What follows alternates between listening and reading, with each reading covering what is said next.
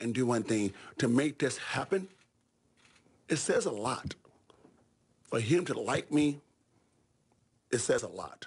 For him to open his heart and his mind to give me his daughter for the first time in history, I hold his kid. Really, man, it takes a lot to do one thing.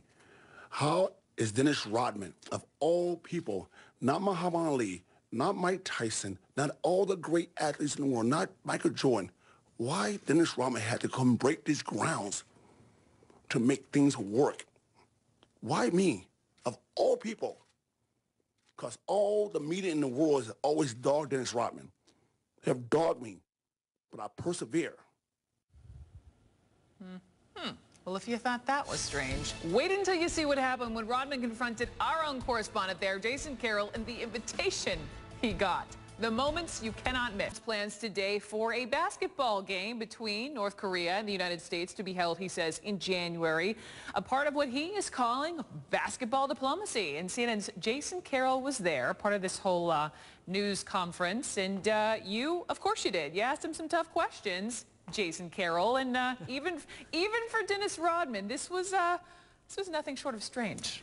Yeah, well, you know, with Rodman, you never know what to expect. I mean, look, he says that he doesn't want to get into politics. He says that he was in North Korea trying to break ground with the reclusive government. But as you know, Brooke, controversy seems to follow this man wherever he goes, and North Korea was no exception.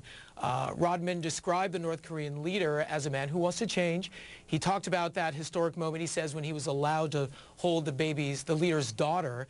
He also talked about how his version of basketball diplomacy is paying off. He said that he was able to announce that during his 5-day visit, he inked a deal with the Korean dictator, Jong Un, that would allow a basketball match between U.S. and Korean players on January 8th of next year, as well as the 10th. But no deal to release imprisoned American Kenneth Bay.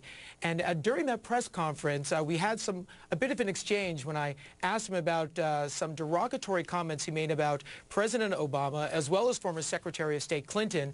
Rodman defended what he said about them, as well as defending the Korean dictator. Take a listen. He's a very good guy, and that's very seriously. He has to do his job.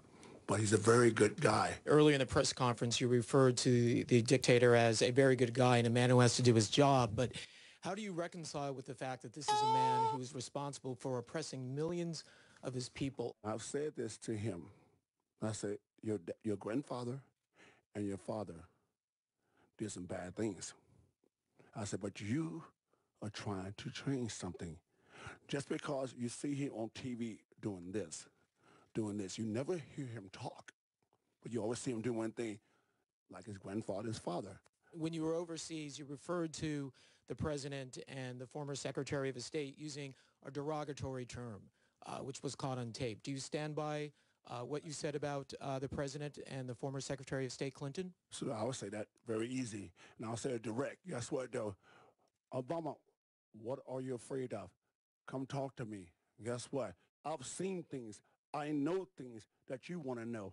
Talk to me, and guess what? Obama, I don't hate your guts. Hillary, I love you. Bill Clinton, I love you. Guess what? Come talk to me. I know things.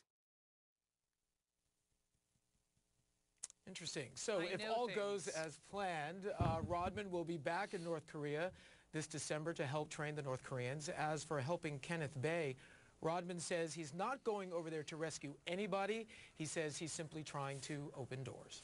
Basketball diplomacy, he says. We'll see where it goes next. Jason Carroll, thank you so much. Let me move on to this.